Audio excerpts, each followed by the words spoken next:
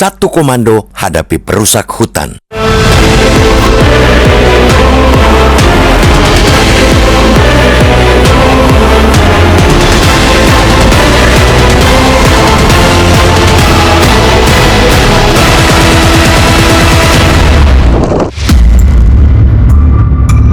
Rangkaian banjir bandang dan longsor dahsyat yang melanda Aceh, Sumatera Utara, dan Sumatera Barat kembali memperlihatkan betapa rapuhnya koordinasi negara dalam menghadapi krisis ekologis. Nyawa hampir 1.000 warga melayang dan jutaan lainnya terdampak.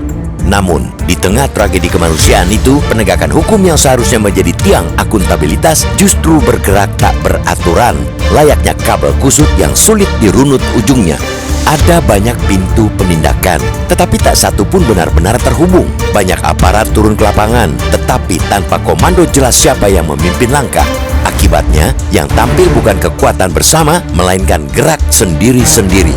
Kini, setidaknya 4 jalur penegakan hukum berjalan paralel untuk menindak para perusak hutan yang disebut menjadi biang terjadinya banjir bandang dan longsor besar di Pulau Sumatera. Satuan Tugas Penertiban Kawasan Hutan (PKH) yang digerakkan Kejaksaan Agung, Bareskrim Polri, Kementerian Kehutanan, dan Kementerian Lingkungan Hidup bergerak dengan ritme masing-masing. Kementerian Kehutanan telah menyegel 7 subjek hukum termasuk PT Toba Pulp Lestari dan PT Agincourt Resources serta 5 individu. Di saat bersamaan, KLH pun menyelidiki 8 perusahaan dengan 2 nama besar yang sama. Bareskrim Polri menaikkan perkara tumpukan kayu batangan di sepanjang das, daerah aliran sungai, Garoga hingga Anggoli ke tahap penyidikan. Sementara itu, Satgas PKH Kejaksaan Agung menelusuri potensi pidana kehutanan melalui jalur yang berbeda lagi. Sekilas, langkah itu seolah menunjukkan negara tengah mengepung para perusak hutan dari segala penjuru. Pendekatan multi pintu itu idealnya memastikan tak ada celah hukum bagi pelaku untuk lolos. Bila satu pintu tertutup, pintu lainnya siap menjebak. Namun dalam prakteknya, pendekatan itu justru rawan menimbulkan tumpang tindih yang melemahkan. Tanpa komando tunggal, 4 penjuru itu bisa saling meniadakan, bukan saling menguatkan. Ego sektoral yang masih saja bercokol membuat koordinasi mudah tersendat. Sekadar soal siapa yang berwenang atas tumpukan kayu gelondong pun, misalnya, bisa menjadi rebutan antar instansi. Lebih berbahaya lagi, tumpang tindih dakwaan dapat membuka ruang penggunaan asas nebis in idem yang melarang seseorang diadili 2 kali untuk perkara yang sama.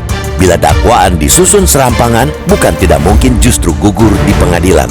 Lolosnya para perusak hutan akan menjadi ironi pahit, yakni negara kalah bukan karena lihainya para pelaku, melainkan karena aparatnya tercerai-berai. Gejala itu sudah tampak jelas, seperti diingatkan Walhi.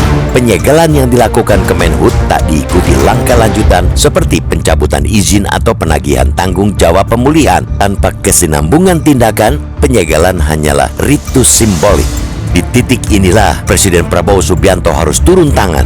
Presiden mesti menjadi dirigen yang menyatukan gerak 4 institusi sekaligus, memadamkan ego sektoral, serta membangun keseragaman langkah. Negara harus hadir dengan gempuran yang taktis, strategis, dan terpadu. Sebab tanpa integrasi, kehadiran banyak lembaga hanyalah tontonan gagah di media massa, tetapi ompong di ruang peradilan. Negara tidak boleh lagi membiarkan penindakan hanya menjadi sensasi yang viral sesaat, ramai di lini masa, tetapi sunyi ketika harus membuktikan hasil. Hutan yang rusak telah menagih korban, maka negara harus hadir dalam satu komando, memastikan para perusak tidak lagi bebas merusak dan kemudian bebas melenggang. Hanya dengan itu, korban bencana mendapat keadilan dan bumi Sumatera tidak terus menjadi panggung tragedi berulang.